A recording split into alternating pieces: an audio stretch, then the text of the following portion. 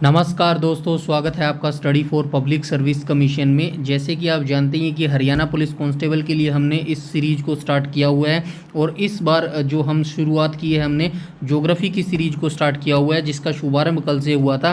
कल हमने पहला पार्ट डिस्कस कर चुके थे। आज हम जो दूसरा भाग है वो डिस्कस करने वाले हैं।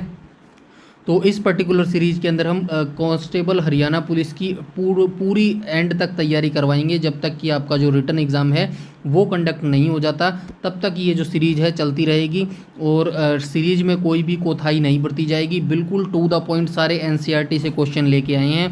तो बस आप इस चैनल को सब्सक्राइब कर लीजिएगा और अंत तक, जब तक आपका रिटन एग्ज़ाम नहीं हो जाता तब तक इस सीरीज़ को आप फॉलो करते रहिएगा। डेफिनेटली आपके रिटन एग्ज़ाम में बहुत ज़्यादा बेनिफिट आपको मिलने वाला है। साथ ही मैं ये कहना चाहूँगा, ये सारे क्वेश्चन स्टैटिक जीके के हैं। अगर आप आरपीएफ की तैयारी भी कर रहे हैं तो वो बच्चे भी इस वीडियो सीरीज़ को ज़रूर देखिएगा, क्योंकि स्टैटिक जीके तो सभी एग्ज़ाम्स के लिए सेम रहती है। तो वहाँ पर भी आपके लिए ये जो क्वेश्चन है वो हेल्पफुल रहने वाले हैं। और साथ ही मैं ये कहना चाहूँगा, आरपीएफ के जो 2018-19 में एसआई कांस्टेबल के जो एग्ज़ाम हुए थे उनके पीवाईक्यू क्वेश्चन की सीरीज हम बहुत जल्द लेके आने वाले हैं। पीडीएफ रेडी हो रही है, बस जैसे ही रेडी होगी उस पर वीडियो बना दी जाएगी। लगभग 800 से 900 क्वेश्चन हैं। 17 शिफ्टों में वो एग्ज़ाम लिए गए थे आरपीएफ के। तो सारे क्वेश्चन आपको यहाँ पे मिलेंगे वीडियो में। और अगर आपको पीडीएफ चाहिएगी तो पीडीएफ भी हम टेलीग्राम पर बिल्कुल फ्री में आपको उपलब्ध करवा देंगे। बस आपको ये करना है, हमारे यूट्यूब चैनल सब्सक्राइब कर लीजिएगा और टेलीग्राम चैनल है उसको जल्दी से जल्दी ज्वाइन कर लीजिएगा। तो इतनी जानकारी आपको बतानी थी। अब हम स्टार्ट कर लेते हैं ज्योग्राफी के पार्ट 2 को। चलिए स्टार्ट कर लेते हैं। तो आज हम ज्योग्राफी का पार्ट 2 स्टार्ट करने वाले हैं। यहाँ पे देख लीजिएगा भारत का भूगोल, और पहले क्वेश्चन को देख लेते हैं हम। भारत पूर्णतः डैश गोलार्ध में स्थित है। और मैं लास्ट में ये कहना चाहूँगा कि जैसे ही आप ये क्वेश्चन रीड करते हैं उसका आंसर देने की कोशिश कीजिएगा और वीडियो के कमेंट सेक्शन में एंड में आप ज़रूर कमेंट करके अपना स्कोर जरूर बताइएगा कि टॉप 25 क्वेश्चनों में से कितने आप यहाँ पे ठीक कर पा रहे हैं। तो पहला क्वेश्चन जो पूछा गया, भारत पूर्णतः किस गोलार्ध में स्थित है? क्या दक्षिणी गोलार्ध में स्थित है, उत्तरी गोलार्ध में स्थित है, पूर्वी गोलार्ध में स्थित है या फिर पश्चिमी गोलार्ध में स्थित है? तो जो क्वेश्चन नंबर फर्स्ट है उसका राइट ऑप्शन हो जाएगा ऑप्शन नंबर बी। तो जो भारत है वो पूर्णतः उत्तरी गोलार्ध में अवस्थित है। तो इतनी जानकारी आपको होनी चाहिए। मैं थोड़ा सा बता देता हूँ। भारत पूरी तरह उत्तरी गोलार्ध में स्थित है। भारत की मुख्य भूमि 8 डिग्री 4 मिनट और 37 डिग्री 6 मिनट उत्तरी अक्षांश और 68 डिग्री 7 मिनट तथा 97 डिग्री 25 मिनट पूर्वी देशांतर के बीच में अवस्थित है। तो ये देशांतर जो डिग्री है इनका भी आपको ज्ञान होना चाहिए। बार बार मैं इसलिए बता रहा हूँ ताकि आपको यहीं पर याद हो जाए। इससे पहले भी फर्स्ट वीडियो लेक्चर में हमने ये सारी डिस्कस की थी। बार बार मैं इसीलिए बता रहा हूँ ताकि आपको पक्के से याद हो जाए, अच्छे से याद हो जाए। क्वेश्चन नंबर फर्स्ट का राइट ऑप्शन हो जाएगा ऑप्शन नंबर बी। नेक्स्ट आ जाएंगे हम क्वेश्चन नंबर सेकंड पर। क्वेश्चन नंबर सेकंड में कहा गया, डैश रेखा भारत के लगभग बीचों बीच से होकर गुजरती है। तो कौन सी ऐसी रेखा है जो भारत के बीचों बीच से होकर गुजरती है? क्या कर्क रेखा गुजरती है, क्या मकर रेखा गुजरती है, भूमध्य रेखा गुजरती है या फिर ये सभी रेखाएं भारत के मध्य से गुजरती है? क्वेश्चन नंबर जो सेकंड है उसका राइट ऑप्शन हो जाएगा ऑप्शन नंबर ए। तो ये जो कर्क रेखा है ये भारत के लगभग बीचों बीच से होकर गुजरती है। कर्क रेखा एक काल्पनिक रेखा है जो भूमध्य रेखा के उत्तर में 23.5 डिग्री के कोण पर पाई जाती है और यह भारत के बिल्कुल मध्य से गुजरती है। तो इतनी जानकारी आपको रखनी है। कौन सी ऐसी रेखा है जो भारत के बीचों बीच से होकर गुजरती है? तो कर्क रेखा ऐसी है जो भारत के बीचों बीच से होकर गुजरती है। नेक्स्ट आ जाएंगे हम क्वेश्चन नंबर 3 पर। क्वेश्चन नंबर 3 में कहा गया है, विषुवत रेखा के उत्तर में स्थित 23 डिग्री 30 उत्तरी अक्षांश को क्या कहा जाता है? तो क्या कहा जाता है? क्या भूमध्य रेखा कहा जाता है, मकर रेखा कहा जाता है, कर्क रेखा कहा जाता है या फिर इनमें से कोई नहीं कहा जाता? तो विषुवत रेखा यानी कि भूमध्य रेखा 0 डिग्री की यहाँ पे बात हो रही है और उससे ऊपर के गोलार्ध के बारे में पूछ रहा है। तो उससे ऊपर जो रेखा होती है उसको क्या कहा जाता है? तो क्वेश्चन नंबर जो थर्ड है उसका राइट ऑप्शन हो जाएगा ऑप्शन नंबर सी। तो ये कर्क रेखा इसको बोला जाता है, जो विषुवत रेखा के उत्तर में जो स्थित है 23 डिग्री 30 उत्तरी अक्षांश को, इसको कर्क रेखा कहा जाता है और ये कर्क रेखा भारत के लगभग बीचों बीच से होकर गुजरती है। नेक्स्ट आ जाएंगे हम क्वेश्चन नंबर 4 पर। तो क्वेश्चन नंबर 4 में कहा गया है कर्क रेखा भारत के कुल कितने राज्यों से होकर गुजरती है। तो कितने राज्यों से होकर गुजरती है? क्या 11 राज्यों से होकर गुजरती है, 6 राज्यों से होकर गुजरती है, 5 राज्यों से गुजरती है, फिर 8 राज्यों से गुजरती है? क्वेश्चन नंबर जो 4 है उसका राइट ऑप्शन हो जाएगा ऑप्शन नंबर डी। तो ये जो कर्क रेखा है भारत के 8 राज्यों से होकर गुजरती है। आइए मैं बता देता हूँ ये कौन कौन से राज्य हैं जो कर्क रेखा इन राज्यों के 8 राज्यों के ऊपर से गुजरती है। तो पहला राज्य हो गया गुजरात, फिर राजस्थान, फिर मध्य प्रदेश, फिर छत्तीसगढ़, फिर झारखंड, फिर पश्चिम बंगाल, फिर त्रिपुरा और फिर मिजोरम। तो ये 8 राज्य हैं जो भारत की कर्क रेखा इन्हीं 8 राज्यों के से होकर गुजरती है। तो क्वेश्चन नंबर 5 पर आ जाएंगे हम। क्वेश्चन नंबर 5 में कहा गया कर्क रेखा भारत के किस राज्य से होकर नहीं गुजरती। तो ये भी क्वेश्चन आपको याद रहना चाहिए। ऊपर मैंने अभी 8 राज्यों के नाम बताए हैं तो देख लीजिएगा, गुजरात, मध्य प्रदेश, झारखंड या फिर महाराष्ट्र। तो इनमें से कौन सा ऐसा राज्य है जिनमें से होकर कर्क रेखा नहीं गुजरती? क्वेश्चन नंबर 5 का जो राइट ऑप्शन है वो हो जाएगा ऑप्शन नंबर डी। तो ये महाराष्ट्र से होकर कर्क रेखा नहीं गुजरती। नेक्स्ट आ जाएंगे हम क्वेश्चन नंबर 6 पर।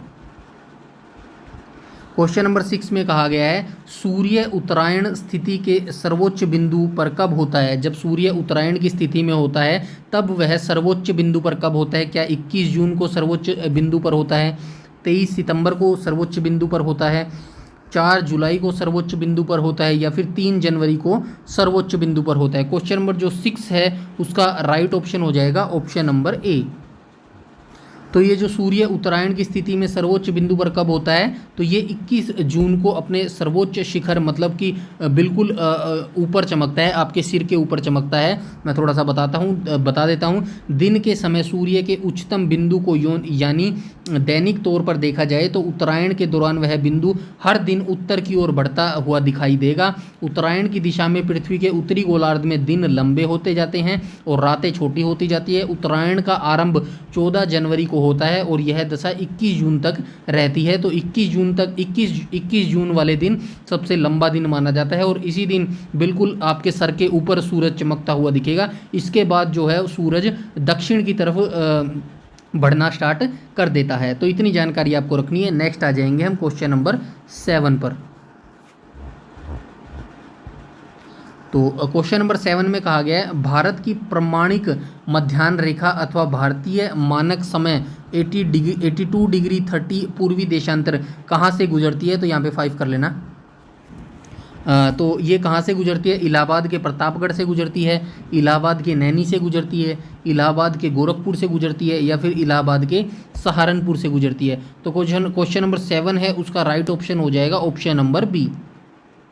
तो ये जो भारत की प्रमाणिक मध्याह्न रेखा है 82.5 पूर्वी देशांतर, ये इलाहाबाद के नैनी से होकर गुजरती है। नेक्स्ट आ जाएंगे हम क्वेश्चन नंबर 8 पर। तो भारतीय मानक समय की याम्योत्तर रेखा प्रदेश के कुल कितने राज्यों से होकर गुजरती है? तो कितने राज्यों से होकर गुजरती है? क्वेश्चन नंबर देख लेते हैं। क्वेश्चन नंबर 8 क्या 7 राज्यों से होकर गुजरती है, 5 राज्यों से होकर गुजरती है, 3 राज्यों से होकर गुजरती है या फिर 4 राज्यों से होकर गुजरती है? क्वेश्चन नंबर 8 का जो राइट ऑप्शन हो जाएगा वो हो जाएगा ऑप्शन नंबर बी। तो ये जो भारतीय मानक समय की याम्योत्तर रेखा है ये भारत के 5 राज्यों से होकर गुजरती है। मैं बता देता हूँ कौन कौन से 5 राज्य हैं। उत्तर प्रदेश, मध्य प्रदेश, छत्तीसगढ़, ओडिशा और आंध्र प्रदेश। ये 5 राज्य हैं जहाँ से यह रेखा भारतीय मानक समय की याम्योत्तर रेखा होकर गुजरती है। नेक्स्ट आ जाएंगे हम क्वेश्चन नंबर 9 पर। क्वेश्चन नंबर 9 में कहा गया है कि भारतीय मानक समय की याम्योत्तर रेखा किस राज्य से होकर नहीं गुजरती। ऊपर मैंने 5 राज्य बता दिए गए हैं तो आई होप आपको पता चल गया होगा। उत्तर प्रदेश से होकर गुजरती है, छत्तीसगढ़ से, उड़ीसा से या फिर महाराष्ट्र से। क्वेश्चन नंबर जो 9 है उसका राइट ऑप्शन हो जाएगा ऑप्शन नंबर डी। तो ये जो है महाराष्ट्र से होकर नहीं गुजरती है। नेक्स्ट आ जाएंगे हम क्वेश्चन नंबर 10 पर। क्वेश्चन नंबर 10 में कहा गया है पृथ्वी लगभग कितने समय में 300 डिग्री घूम जाती है। तो कितना समय लगाती है जो पृथ्वी है वो 360 डिग्री घूमने में? 1440 मिनट लगाती है, 1272 मिनट लगाती है, 1350 मिनट लगाती है या फिर 1555 मिनट लगाती है? क्वेश्चन नंबर जो 10 है उसका राइट ऑप्शन हो जाएगा ऑप्शन नंबर ए। तो लगभग 1440 मिनट लगाती है पृथ्वी 360 डिग्री घूमने में। तो आइए हम थोड़ा सा इसके बारे में हम चर्चा कर लेते हैं। एक दिन में 1440 मिनट होते हैं और 360 डिग्री घूर्णन करने के लिए पृथ्वी को 1440 मिनट लगते हैं। नेक्स्ट आ जाएंगे हम क्वेश्चन नंबर 11 पर।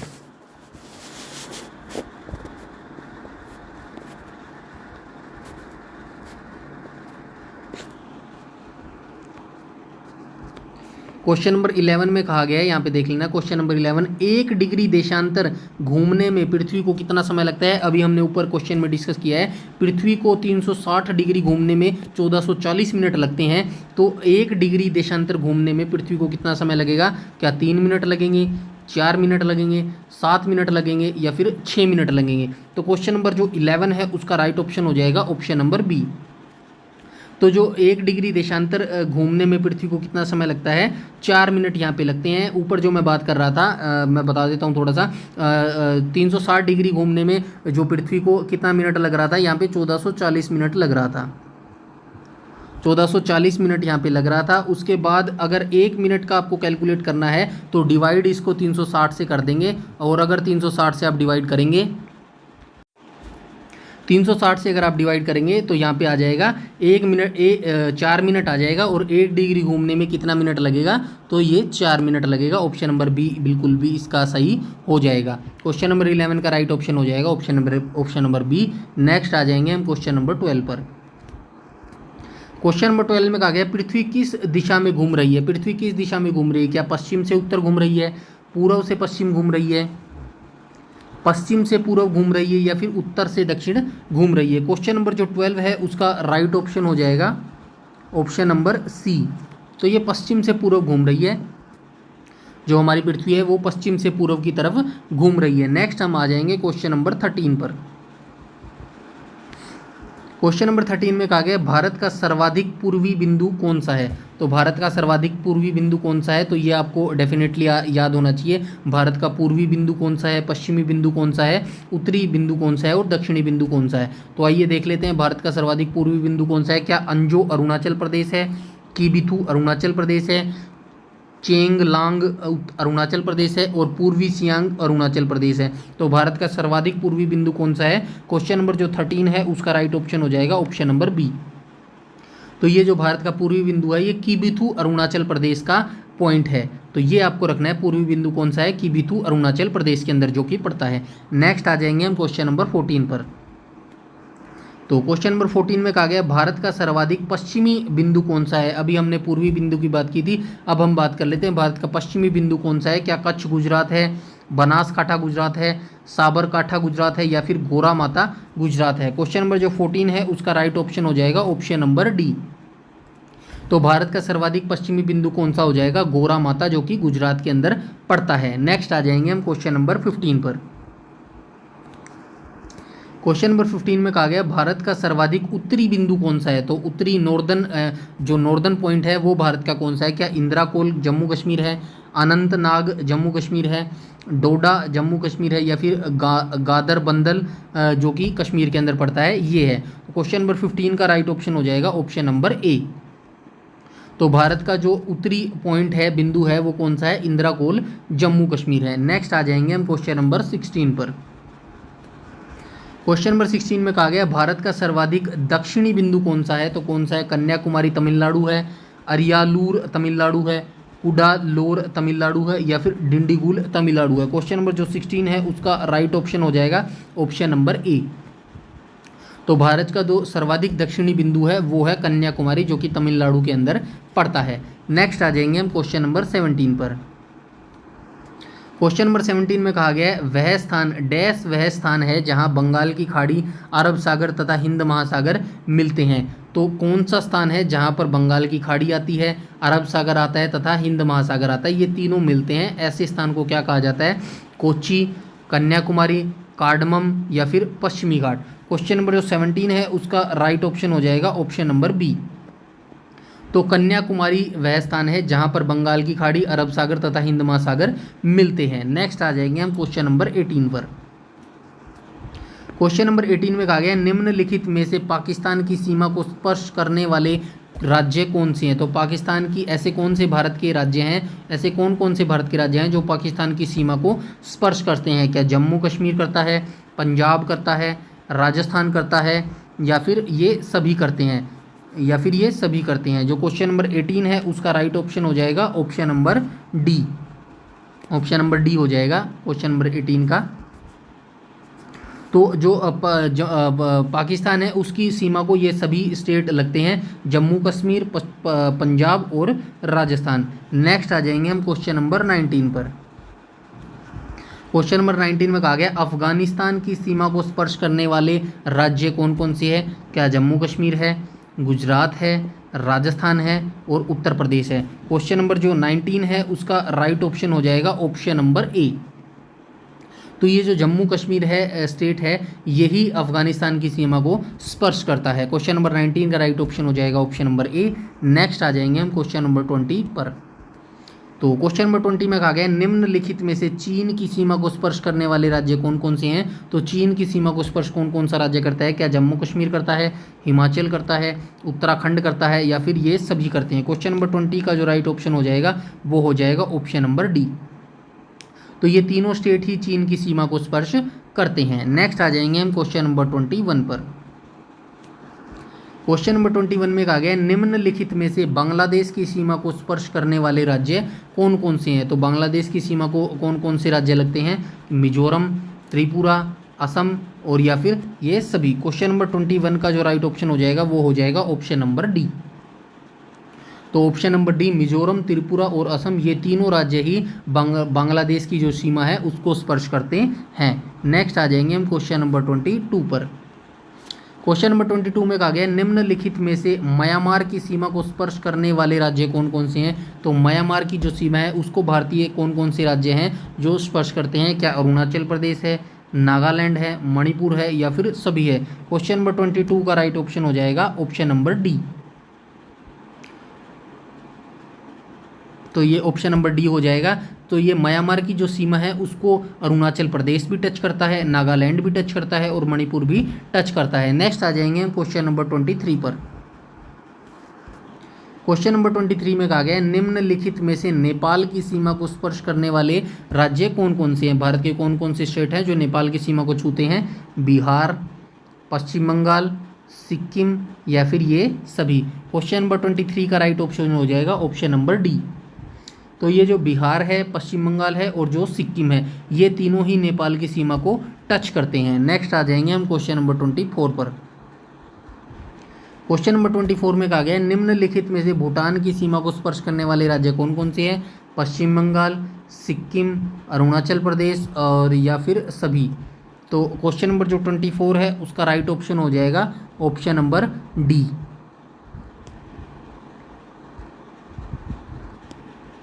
ऑप्शन नंबर डी हो जाएगा। तो ये तीनों ही स्टेट हैं जो पश्चिम बंगाल, सिक्किम और अरुणाचल प्रदेश, ये तीनों ही भूटान की सीमा को स्पर्श करते हैं। क्वेश्चन नंबर 25 और आज का लास्ट क्वेश्चन हम यहाँ पे डिस्कस कर लेते हैं।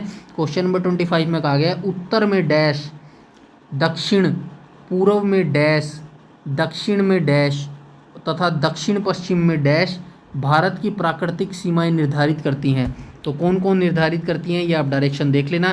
क्वेश्चन नंबर 25 का मैं डायरेक्ट आपको आंसर बता देता हूँ। ऑप्शन नंबर ए हो जाएगा। तो ये उत्तर में हिमालय बनाता है, जो सीमा बनाता है, और दक्षिण पूर्व में बंगाल की खाड़ी बनाती है सीमा, दक्षिण में हिंद महासागर बनाता है तथा दक्षिण पश्चिम में जो है वो अरब सागर सीमा बनाता है। तो ये आपको याद रखना है। तो ये जो हिमालय, बंगाल की खाड़ी तथा हिंद महासागर, अरब सागर, ये कौन कौन सी सीमा बनाते हैं, तो ये आपको अच्छे से पता होना चाहिए। तो ये टोटल 25 क्वेश्चन थे जो हमने आपको यहाँ पे डिस्कस किए। आई होप आपको अच्छे लगे होंगे। कमेंट सेक्शन में अपना स्कोर ज़रूर कमेंट करके बताइएगा। और ये हमारे सोशल मीडिया आइकन्स हैं, इनसे भी आप हमसे कनेक्ट जरूर हो जाइएगा। यूट्यूब पर अगर study for public service commission करके सर्च करेंगे तो हमारा चैनल आपको मिल जाएगा। इंस्टाग्राम और फेसबुक पर भी हमें ज़रूर से ज़रूर ज्वाइन कर लीजिएगा। स्टडी 4 है, 1 2 3 4 वाला 4 है, तो आपको हमारा पेज मिल जाएगा। और टेलीग्राम तो ज़रूर से ज़रूर ज्वाइन कर लीजिएगा।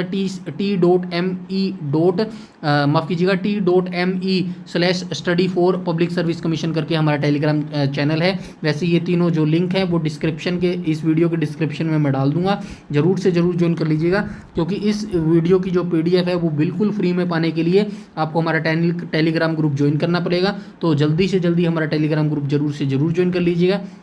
वीडियो अच्छी लगी हो तो लाइक कीजिएगा, शेयर कीजिएगा और चैनल को सब्सक्राइब कर लीजिएगा, ताकि समय पर आकर समय पर सारी नोटिफिकेशन आपको मिलती रहें। यूट्यूब पर आप हमें फॉलो करते हैं तो हमारा टेलीग्राम ग्रुप जरूर से ज़रूर ज्वाइन कर लीजिएगा। सारी नोटिफिकेशन, सारी अपडेट, सब कुछ वहाँ पर बता दी जाती है। इस वीडियो में इतना ही रखते हैं, तब तक के लिए धन्यवाद।